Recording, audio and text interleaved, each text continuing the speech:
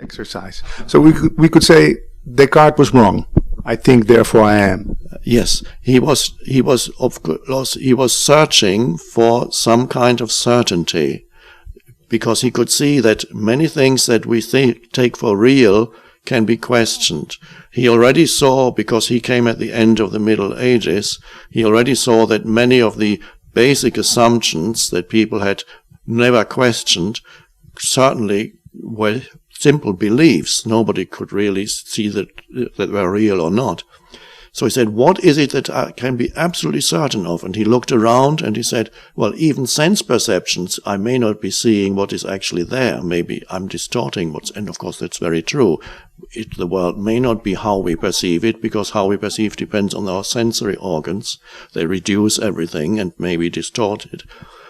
And then finally he looked within and said, oh, one thing that I'm actually always doing is thinking. So he was going in the right direction, but he stopped too soon.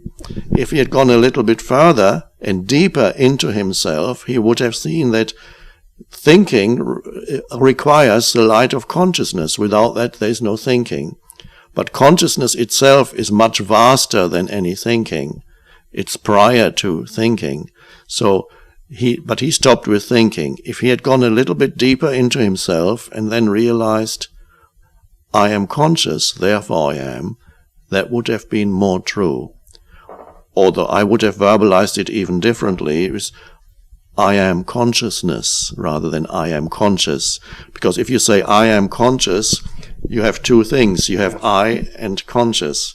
But the truth, of course, is that who I essentially am is consciousness itself.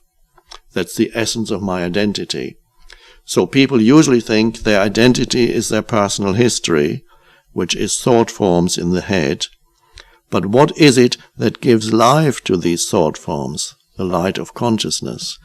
And most people get their sense of self from their personal identity.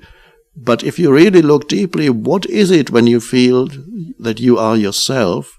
Then if you look deeply into your sense of self, you actually realize it's not ultimately your story. It's the light that shines through the story, which is consciousness. So that's where really the self lies, what in India is called the Atman, which is sometimes translated as the divine within, and which the Buddhists call emptiness, because it's formless. They're talking about the same thing, or no thing. Then you realize that frees you from the illusion that all you are is that little me in the head that never stops talking until finally you die. Or fall asleep. Yes. Or have a few stiff drinks. Yeah, or other substances. Yes.